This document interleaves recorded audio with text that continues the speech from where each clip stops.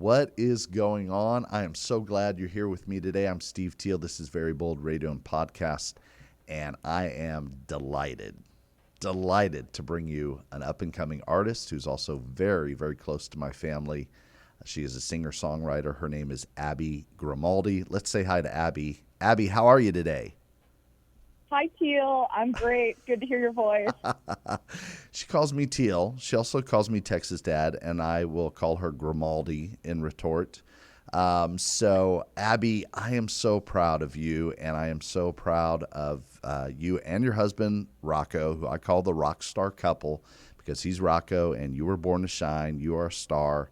And he's a star too. So you guys are the rock star couple. You have a lot going on in your life. We want to talk about your music. I want to talk about, from your perspective, some of Rocco's recent hockey accomplishments, which have been incredible.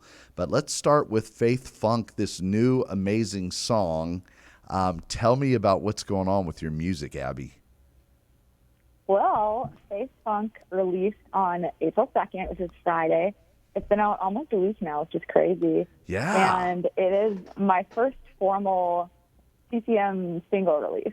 I've done 2 EPs in the past. Yeah. I released them in like 2015, 2016, but this is really like this is kind of like the formal launch of my music career, I would say. Yeah. Well, okay, let's just talk about, we're going to get into that and get into the project and the production. You're obviously, if anybody's picking up, your husband plays for the Nashville Predators. So you're in Nashville, which is a great place to formally launch your music career. I didn't realize it had been several years since your first initial EPs. That's kind of crazy to me. It's been a really long time. It was very overdue. If anyone out there knows that Teel and Grimaldi's were very close, you were in our lives in, 2016 to 2018. We lived in San Antonio together, right? Yeah, that sounds about right. Or 18. And those were some years where I'd already finished college. I was, just moving around. Those were some years where I really wanted to be releasing music, but it seemed like the dots just weren't connecting. So I would basically fill my days with, like cooking and cleaning and, taking care of the house for my husband. But on the work front, I was really just trying to get something going. So I would sing like 1 to 3 hours every day. I'd be writing every day. But it seemed like nothing was coming of it. Wow. And I had to be really patient. So to finally be releasing the song, we finished it. Well, we started recording this song in like mid-2020. Yeah. And we had it finished up by the end of September, I want to say. So I have been sitting on it for a while. But to finally be releasing it in April of 2021 is just really amazing feeling. I waited a long time. Yeah, you did. And it is, let's talk about, because you could wait a long time and you could feel like, it's not very exciting or nothing's happening with it. But this song, Faith Funk, it was, when you debuted it just the other day, it immediately shot up the charts of iTunes. Come on, that is a big deal. How does that even happen? I don't know, because I'm an independent artist. I didn't even expect to chart. And so iTunes charts the top 200 tracks per like overall and then per genre. And so on the Christian chart, it's all these like label artists, obviously. Yeah, It's just really all big songs.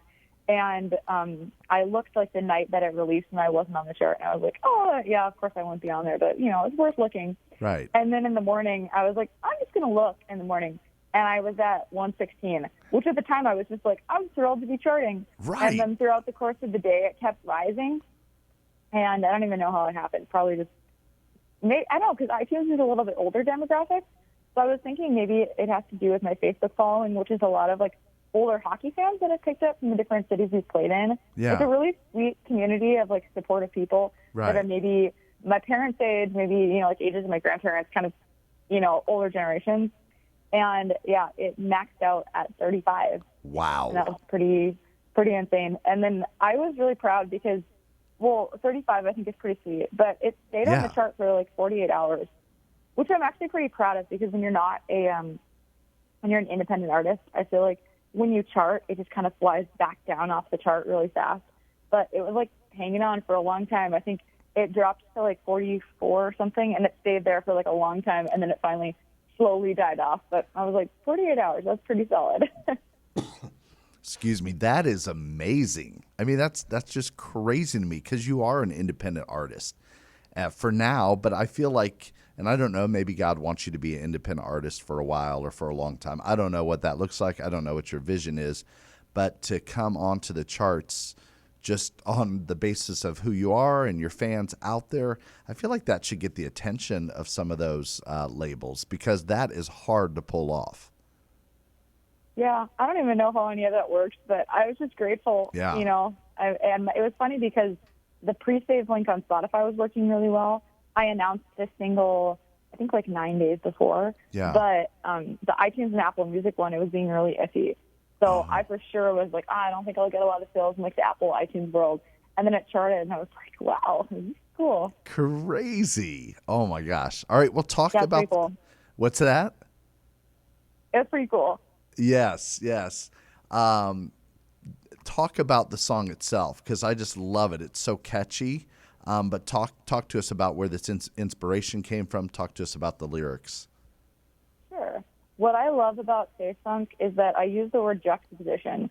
I feel like it's a juxtaposition of a really hard time and a lot of bad, frustrated feelings that I had over the course of many years. It's kind of this built-up frustration that it's about, but it's like juxtaposition with it being a really like positive spin on it, and the production is so fun and like dancey. Oh yeah. That I kind of love taking something that in my life felt like very dark at times and very like hopeless and frustrating, and turning it into like a dance song. I know this word's kind of overused, but it was kind of like empowering to me.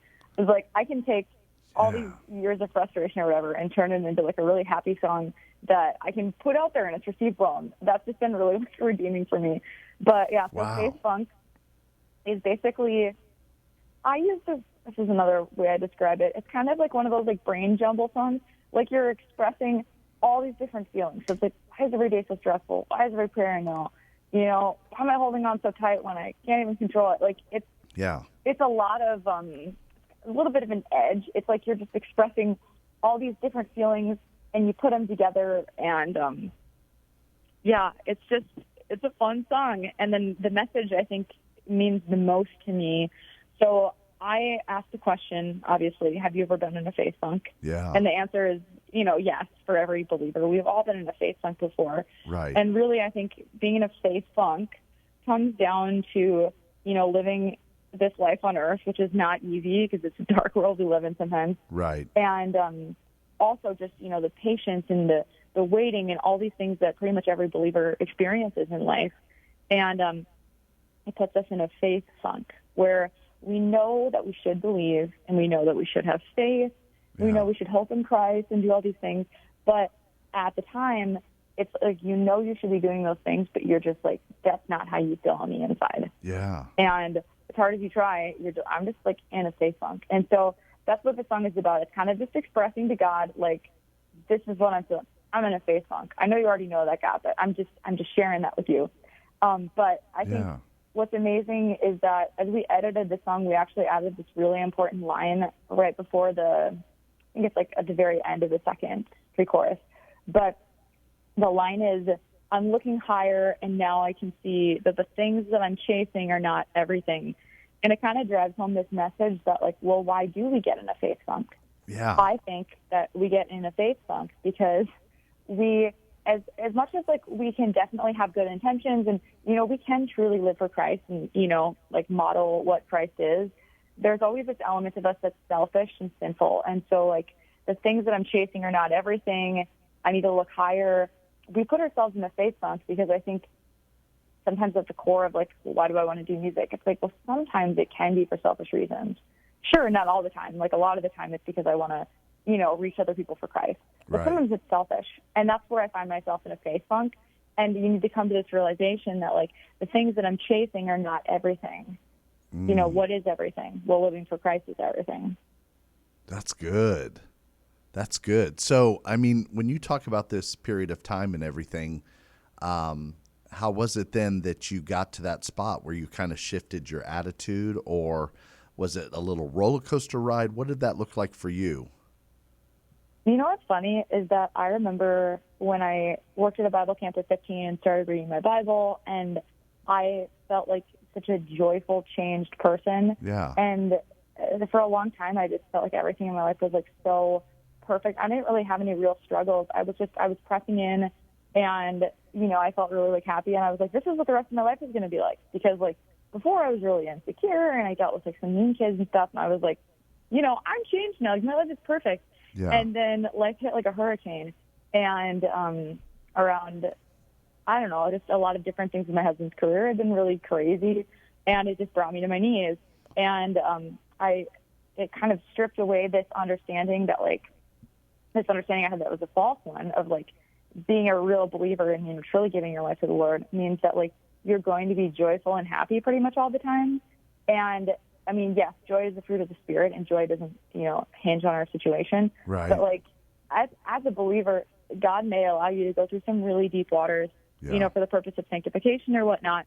And so tying this back to faith funk and what you asked me about, you know, how'd you learn that lesson about, you know, the things I'm chasing are not everything? Yeah. Well, to be honest, I feel like I've got a good awareness of what it's like to be, you know, in the image of Christ, but I also know what it's like to be a sinner. And that means that when I'm in a faith funk, it didn't necessarily mean that along this path of waiting that, like, at a certain point, I realized that the things that I was chasing weren't everything. I think deep down in my heart, I've always known that truth. Yeah. I think it's just how a lot of us are. Like, we know these truths, and it's just about this constant process of reminding ourselves of those truths and trying to align what is sinful within us. It's kind of like a wild horse within or something. Like, we have these sinful instincts of, like, oh, I need to be selfish or I need to be ungrateful or whatever, because that's how we're wired. Yeah. And, like, realigning that with Christ's image inside of us.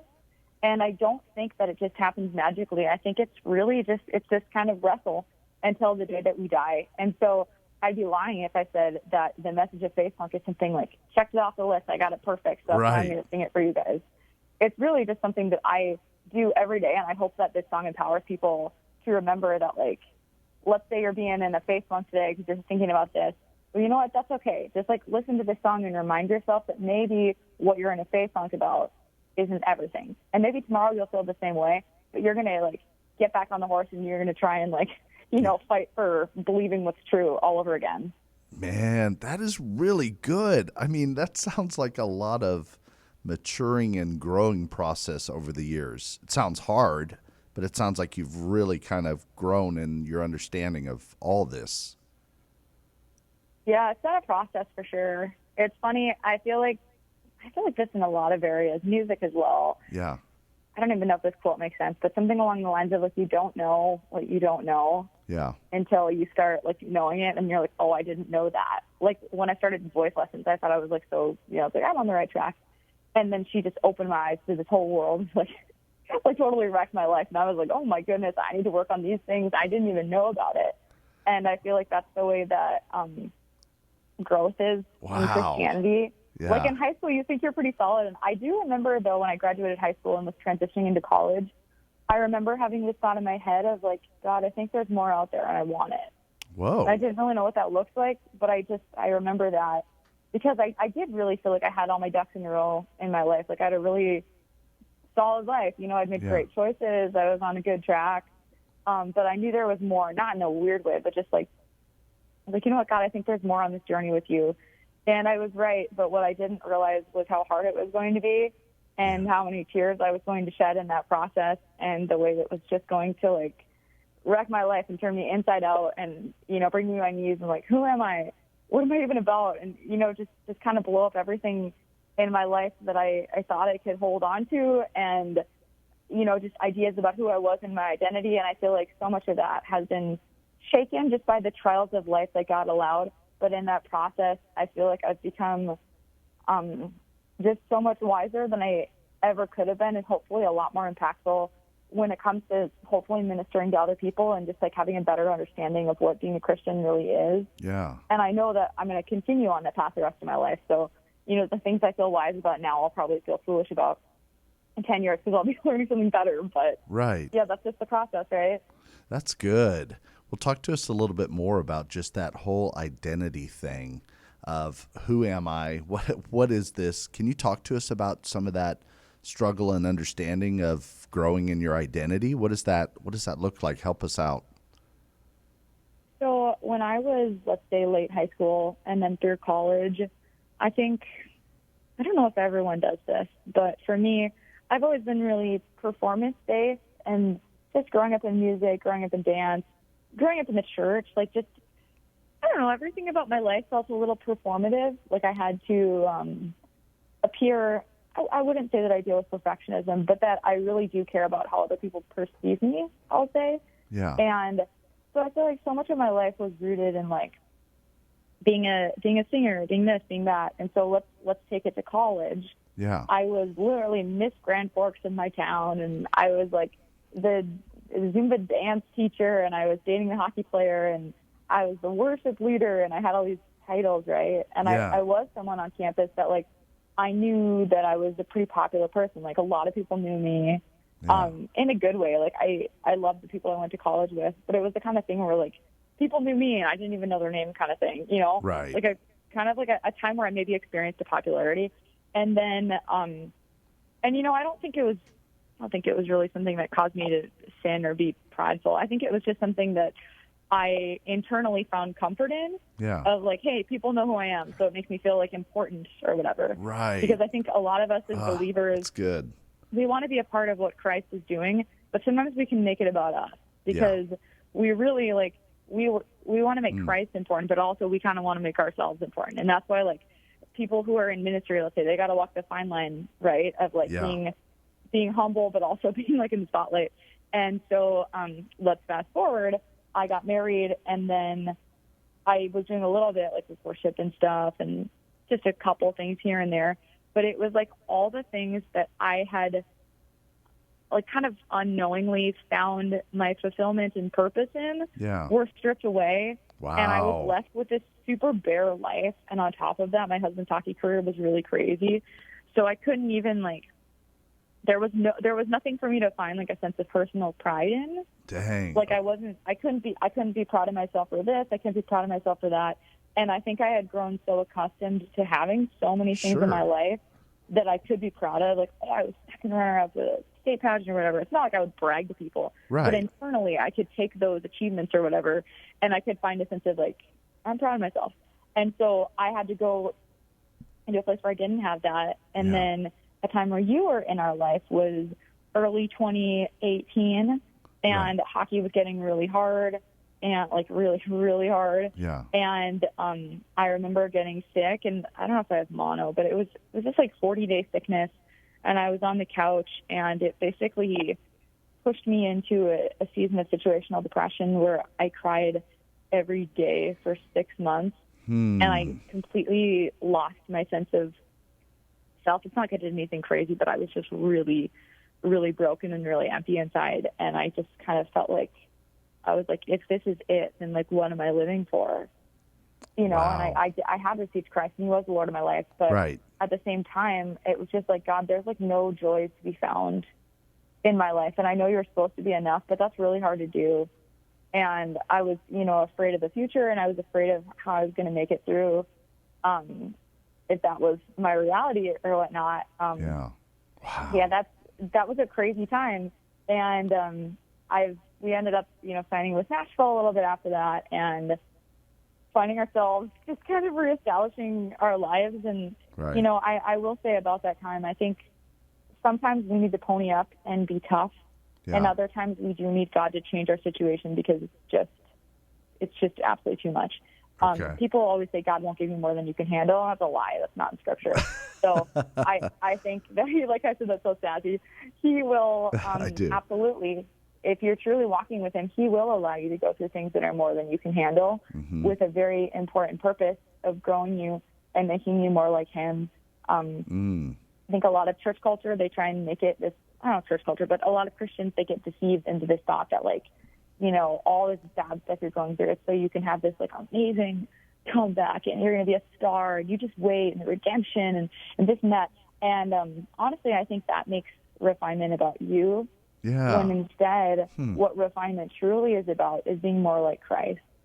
And so that is one thing that I did learn in that season, and even just in the later years where I was preparing to release Faith Funk and other things and just being patient, it's just this thought that, like, I'm not promised anything. People talk about the promises of God a lot, and they'll use it incorrectly, and they'll say, your dreams and different stuff. And like, it doesn't say anything about that in scripture.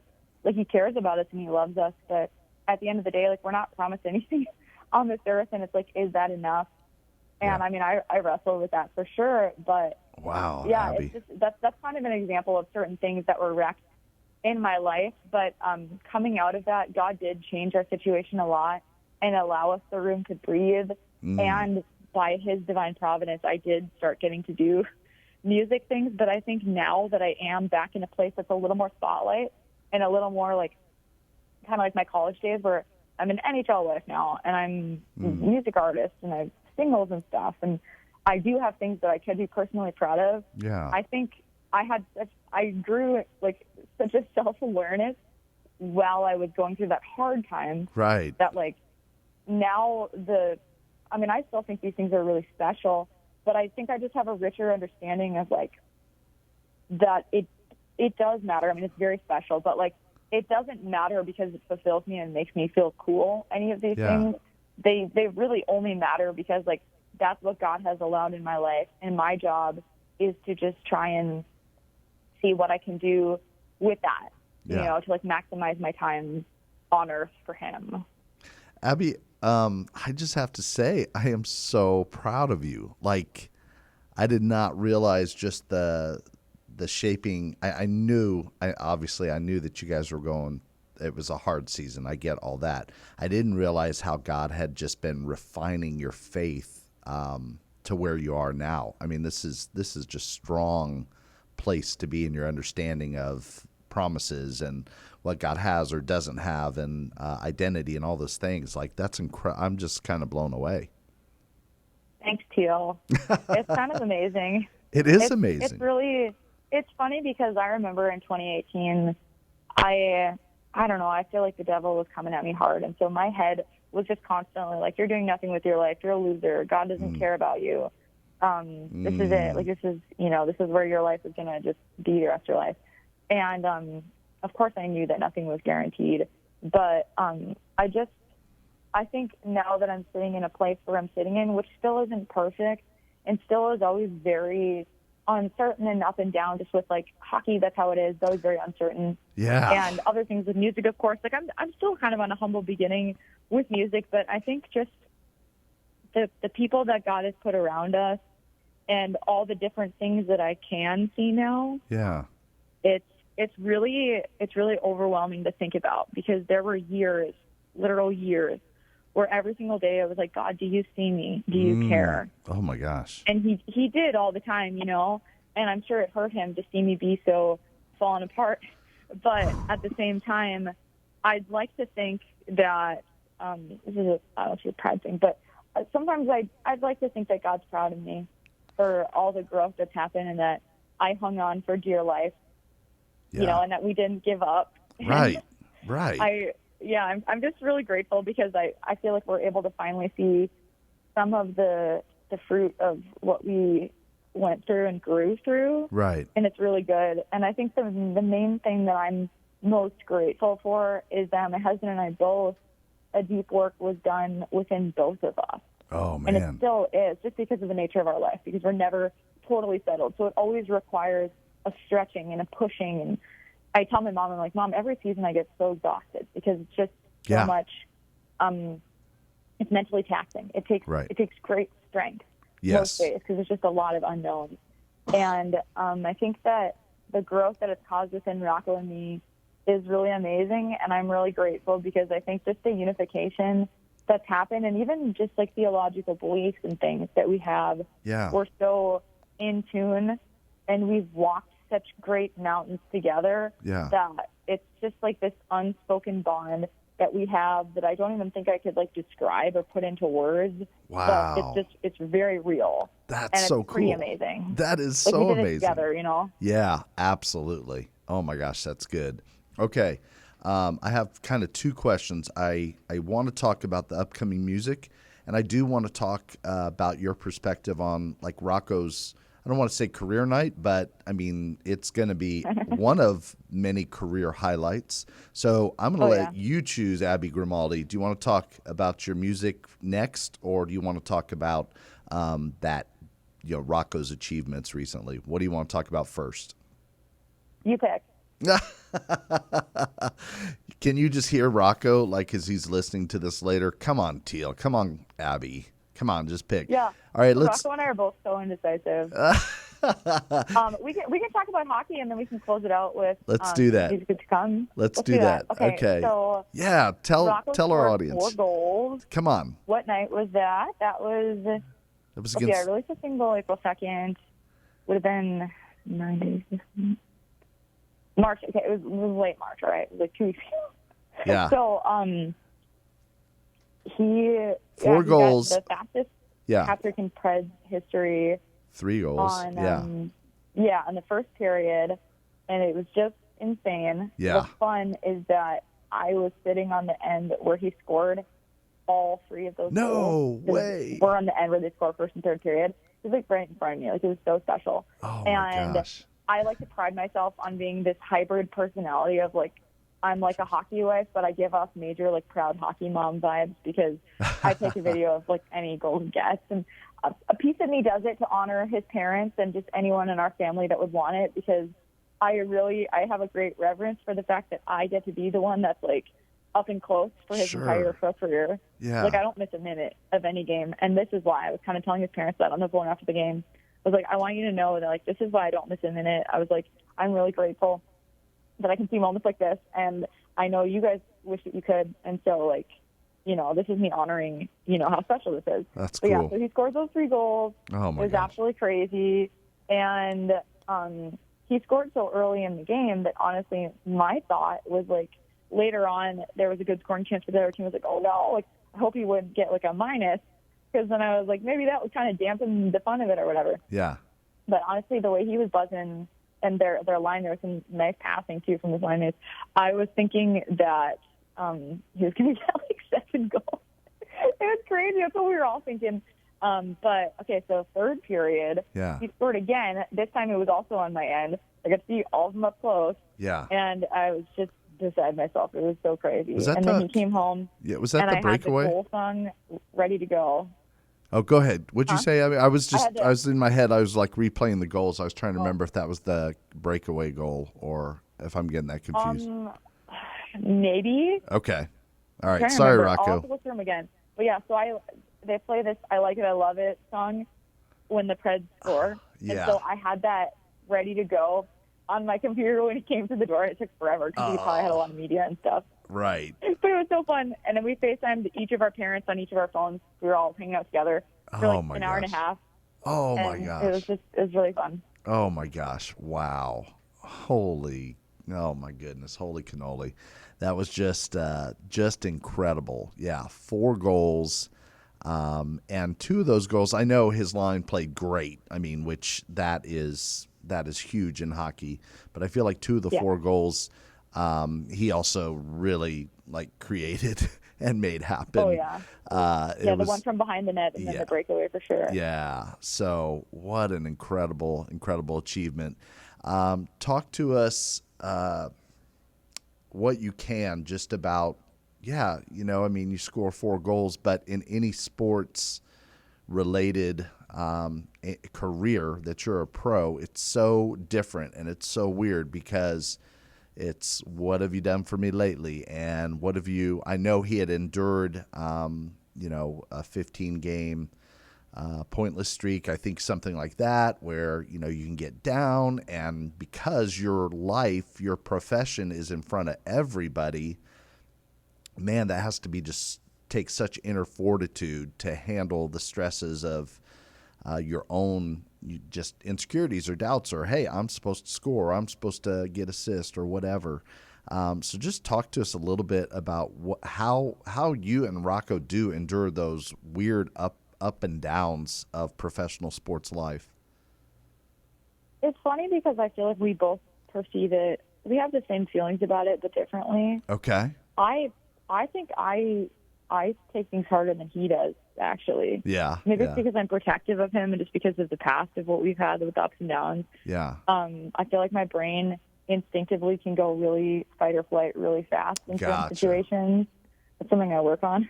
But I think for him, he's well, you know his personality. Yeah. He's like a tank. Like, he's so mentally strong. Right. That I know things do affect him sometimes, but I feel like in general, the way that he mentally and emotionally navigates the seasons is truly like spectacular. It is. Like, it really is. blows me away. I think it's just amazing. Yeah. The fact that he never quit in his mind when he was like, well, I mean, let's put it this way. Do you remember that season in San Antonio where their team was in the very last place, but he still got 31 goals? Yeah, of course. Yeah. That to me was like really, really amazing, because when he was on the ice, even if they were always losing, like, he didn't give up. Right. And he found the mental strength to keep going and get something, because it would have been a really easy year for him to check out mentally and be like, well, this is a bad season. I'm just going to sit in this place and, you know, maybe get some points here and there.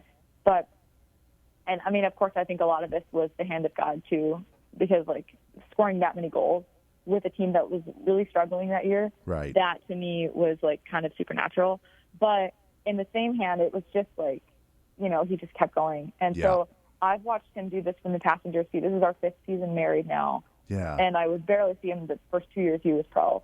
But, I mean, I have known him since we were 18, 19, so I've been doing this a long time. Right. And it's just, there's so much to it. Like, there's different pressures and challenges. And then I think there's also this little voice within each of us in whatever our pressured career is that's, like, you know, challenging you all the time, saying, like, you're not doing this well enough, or, you know, just being hard on ourselves.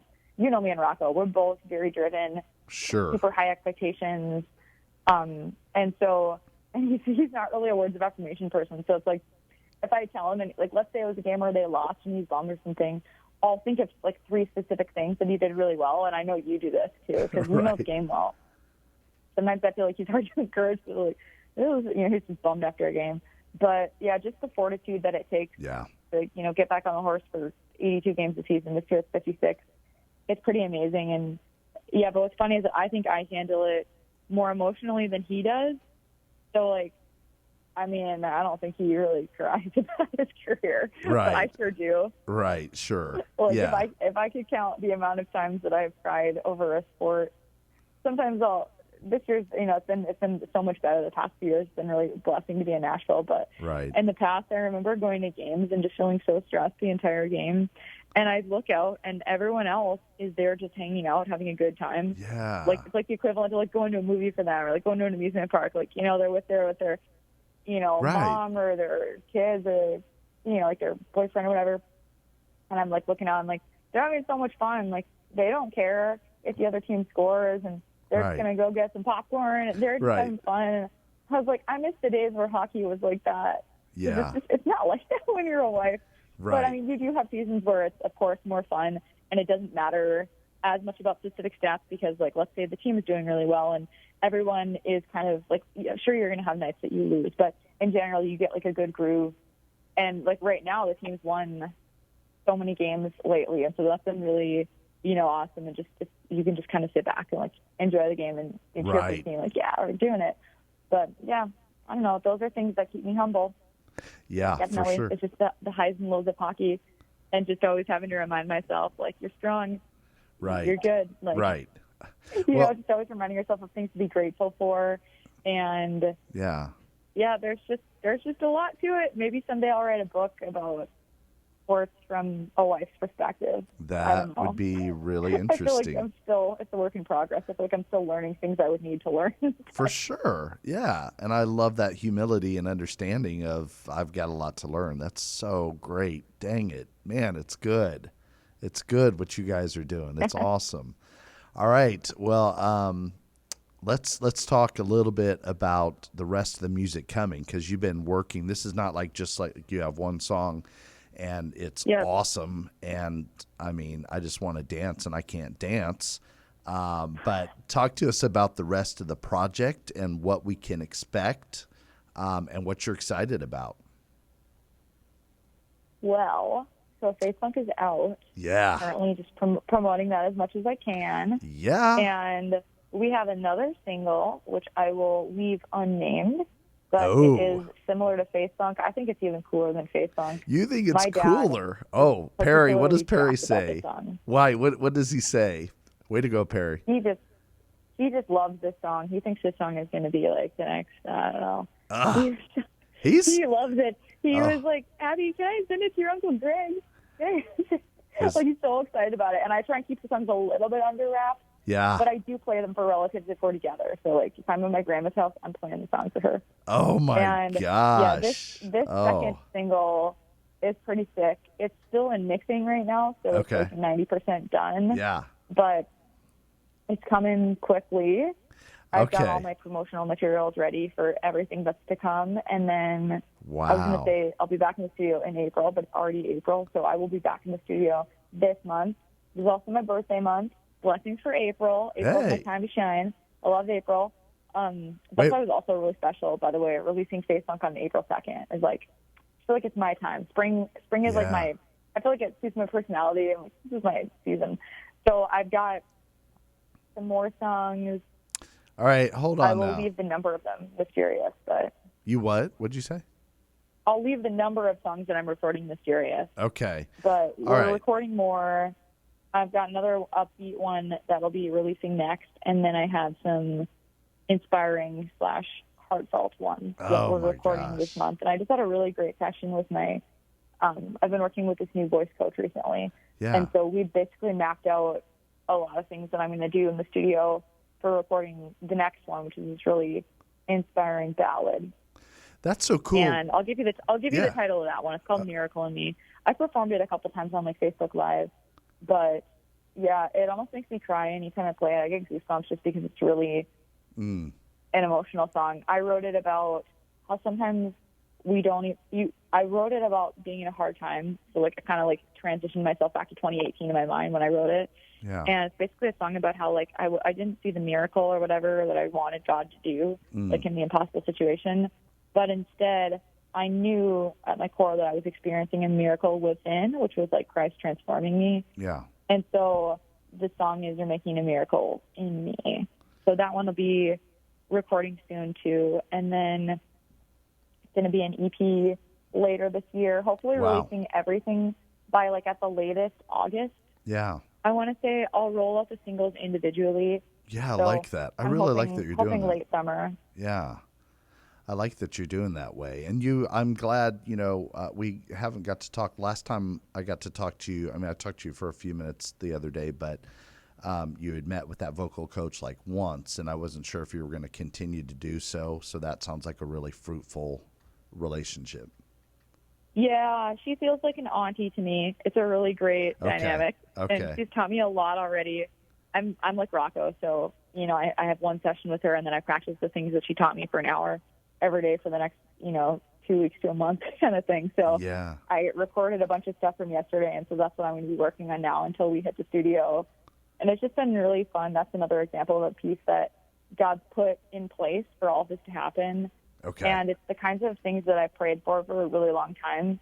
And it's like just in time, God's putting all these pieces in place when I need them. Like the photographer I was able to line up, and makeup artist for my photo shoot. Right. And different people I've written with, and different friendships I'm making. And yeah, it's just been pretty awesome. All right. Okay. I'm going to close with this last question. This has just been great. Thank you so much for inspiring me, and just to hear about your growth, and Rocco, both of you guys just growing and aligned in heart and on the same page is really cool. And just the things you're saying are just things that we all need to hear. And it's really just very encouraging.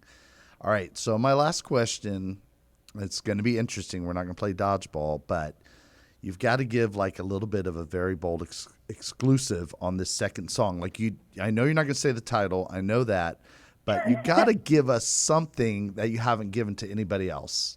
Like, something of the inspiration of it, something. Come on, Abby. What can you tell us?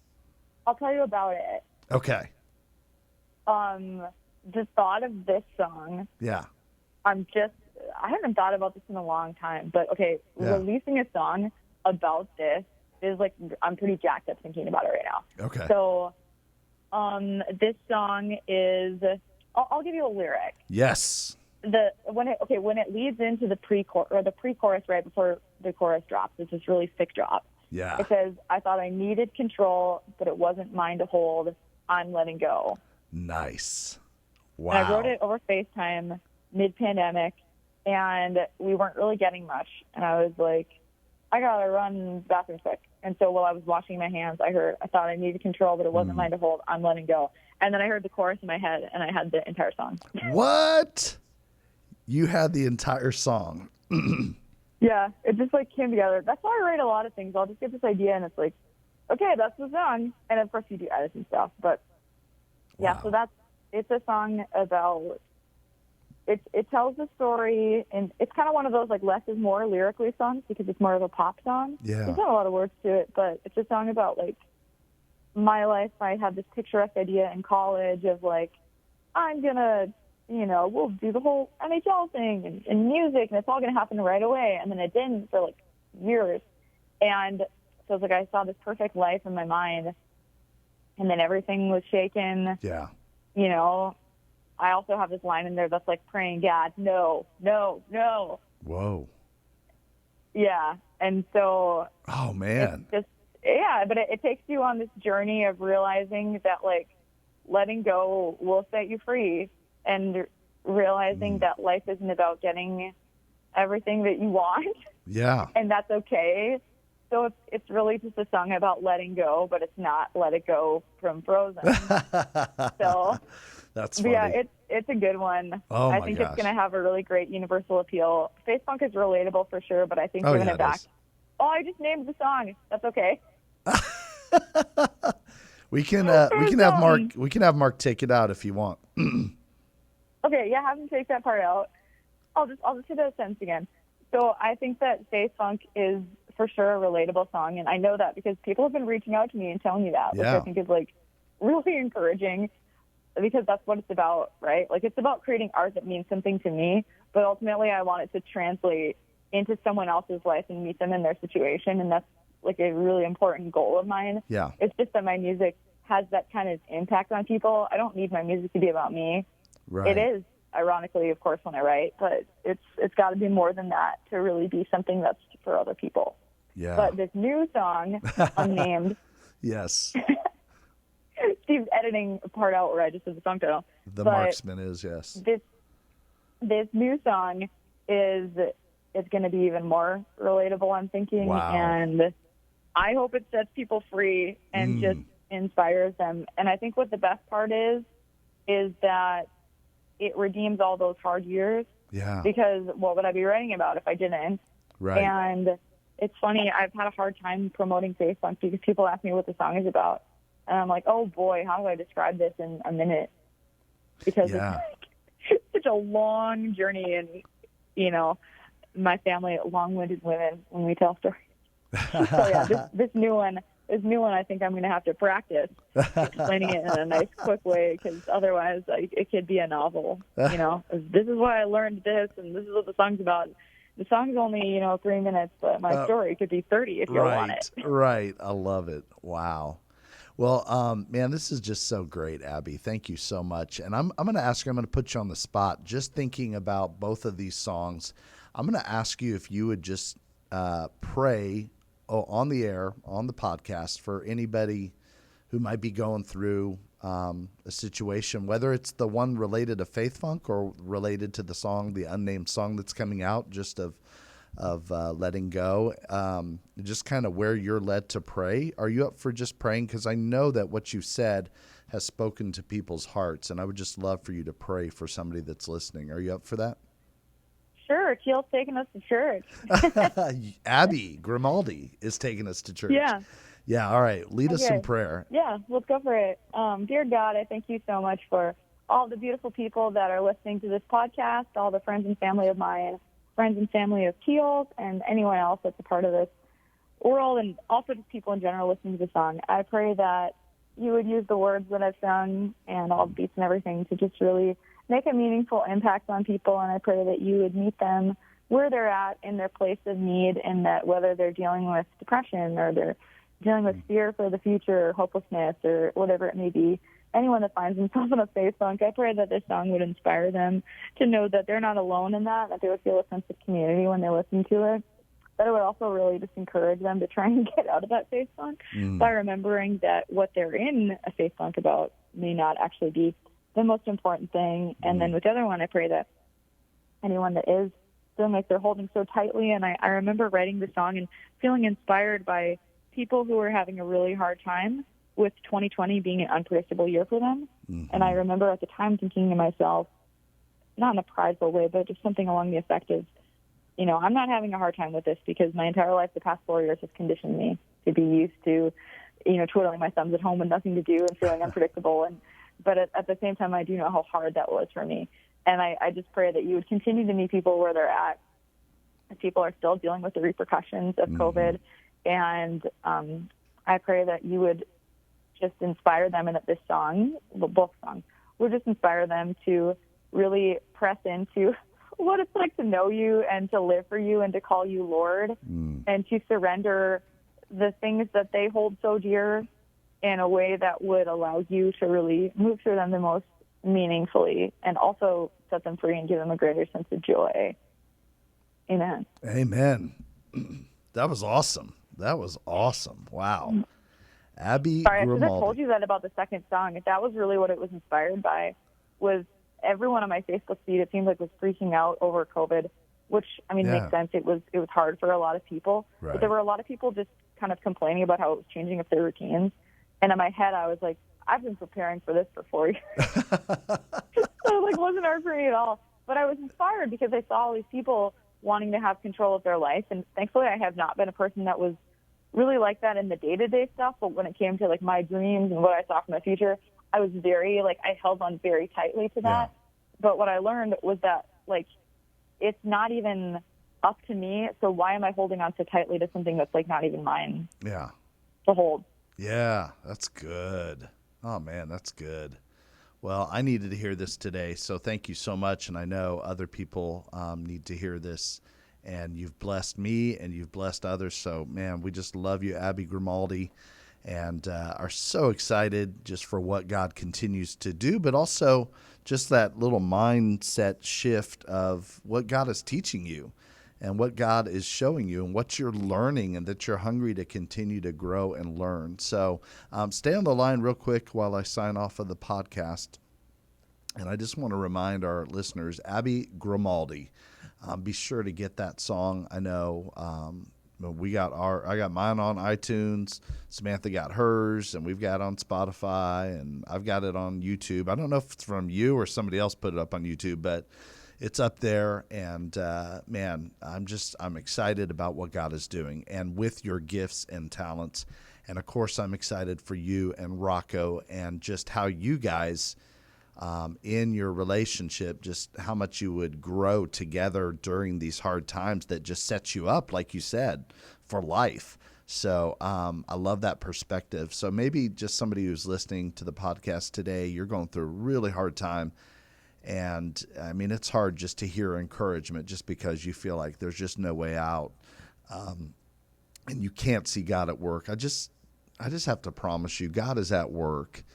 That is a promise that he has, that when we talk about God working all things out for our good, it doesn't mean that you always get the job you want, the car that you want, the health answer that you want, the relational thing that you're hoping for. It doesn't mean that. It means that God is working it out for your good, and that you're growing more and more like Christ. That is what he wants. He wants us to look more and more like Christ in our actions, in our words, in our heart, and in our thoughts.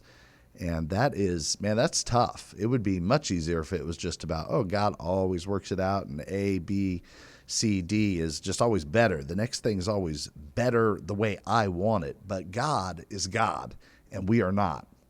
And God is in charge, and he is working, though, behind the scenes that you don't see, to help your heart to let go and to give more control and more trust. That's really what he wants in this relationship, is for you to grow in that kind of faith, that deep sort of faith when you're in a funk, when you're having a bad day, and you still just, you know what? My feeling says this, but fact and faith say this. that God is with me, that God will never abandon me, that I'm his child. He'll never leave me, never forsake me. It's that thing that when we stand on the promise of God of that he does love us, even if circumstances seem to suggest, like if Satan were to get in your ear and say, oh, really? I mean, if you were really loved by God, wouldn't things be going better? And God's word says, I'm with you no matter what. And I'm using it for your good, and you're becoming more like me, and I see more fruit coming: love, joy, peace, and patience, and kindness, goodness, faithfulness, gentleness, and self-control. And I see other people growing closer to me because of your example. So, man, I'm fired up. So I'm going to sign off because we've kept Abby long enough. And I'm going to say, Mark is probably looking at the clock like, man, this looks like 2 shows. He might have to stretch out a few commercials, but this might be 2 shows. So I want to close, though, just by reminding you that ultimately, as Abby's going through this, as I'm going through whatever I'm going through, is what you're going through, we still just look at it as, man, this hope is real. Your God is real. He will not leave you alone. He is walking with you. He has put his Holy Spirit inside of you. That is hope. That's what Paul wrote about, and that's why we're called Very Bold Ministries, because that scripture that Paul wrote is how we sign off each and every time. And it's from 2 Corinthians 3:12. I'll remind you before the marksman hits the target and closes us out for video that you can email me, steve@verybold.com, steve@verybold.com. I would love to pray for you if you were inspired by something that you just need to share about Abby. Share that with me. I'll make sure she knows. So email me, steve@verybold.com. Here's how we sign off, 2 Corinthians 3:12. Therefore, since we have such a hope, we are very bold.